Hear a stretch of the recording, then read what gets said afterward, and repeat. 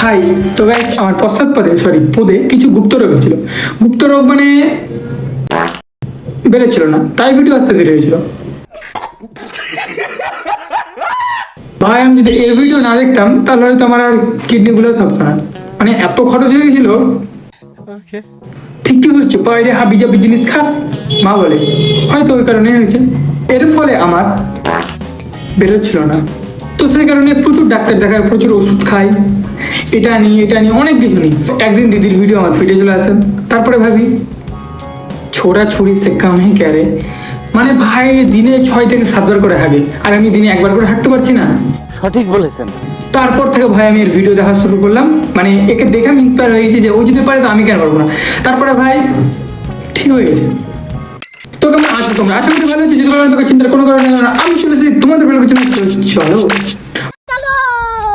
ভাই, আমি যেহেতু সিঙ্গেল, তো বাড়িতে একদিন হঠাৎ বসে জাপানি দেখছিলাম, ব্লার কিন্তু ভালো। হঠাৎ করে দেখি ভাই এর ভিডিও চলে এসেছে, সরি এদের ভিডিও চলে এসেছে।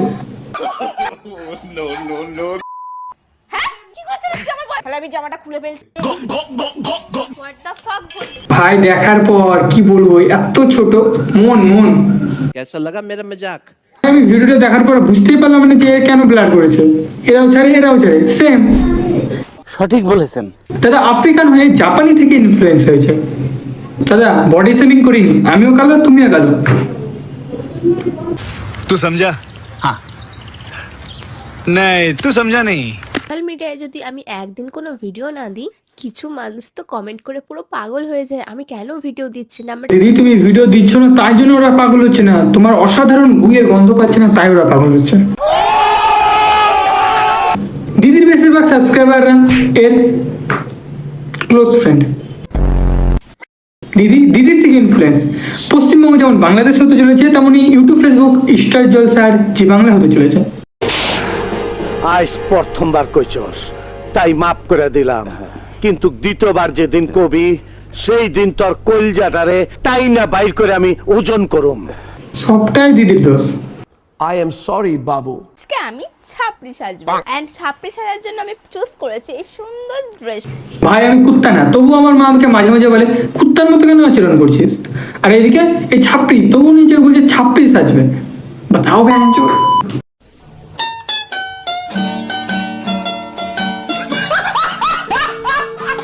গেট রেডিটা একদমই অন্যরকম হতে চলেছে, কারণ আজকে আমি মানুষ থেকে পেতনির রূপ ধারণ করতে এখন লাগছে দেখতে। অবশ্যই কিন্তু আমাকে কমেন্ট করে এক্ষুনি বল।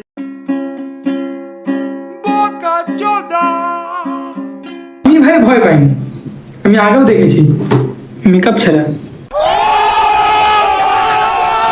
আজকে আমি যেতে চলেছি হসপিটালে পড়ে যাওয়ার মতন আমার কাছে কোনো জামাই ছিল না, সেই কারণে আমি 8টা কুর্তি অর্ডার। আমাদের আম্বানির বেটি শুধুমাত্র হাসপাতালে যাওয়ার জন্য 7-8টা। যদি ভাবো তো সে মারা যায়।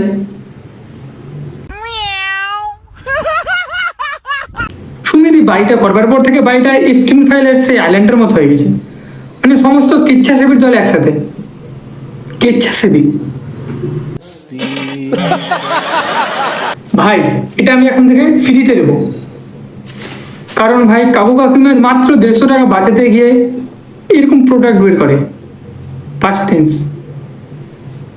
তারপর সেই প্রোডাক্ট ভিউজের জন্য।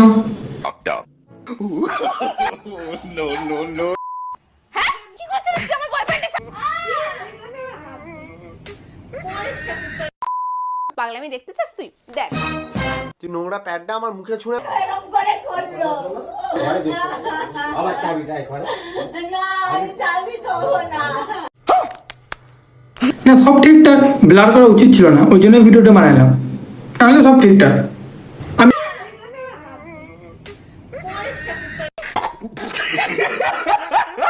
এতক্ষণ ধরে বলছিলাম যে হেগে দেয়, এবার হলো বিশ্বাস। গাইস, আজকে আমরা করতে চলেছি ম্যারেজ প্র্যাঙ্ক, তাও আবার ওর ফ্যামিলির। এরকম করে করলো। আবার চাবিটা করে না আমি চাবি দেবো না। আর শুধুমাত্র অ্যাডসেন্সের টাকার জন্য কাকু কাকিমাকে কাঁদালো। গুরুজনেরা বলতো যে আমরা মানুষ চিনতে ভুল করি না, এতদিন পর বিশ্বাস হলো। সঠিক বলেছেন। সত্যি কথা বলবো, এদের ভিডিও বানাতে গেলে না কপিরাইট ক্লেমের ভয় লাগে না, এজ রেস্ট্রিকশন না পড়ে সেটার ভয় লাগে। ভাই আমার তো মনে হয় এদের জন্য সোশ্যাল মিডিয়া প্ল্যাটফর্ম একদমই না। এটাই ঠিক আছে, আমি তো এদের ঘন্টাটা বাজিয়ে দিলাম, তুমি আমার ঘন্টাটা বাজিয়ে দাও। এই ঘন্টাটা সবকিছু করে দেবো, লাইক কমেন্ট শেয়ার সাবস্ক্রাইব সবকিছু করে দেবো, তাহলে আমি একটু ইন্সপায়ার হবো। আরে আমি ইন্সপায়ার হলে এদের মতো নতুন নতুন প্রোডাক্ট আনবো। বাই।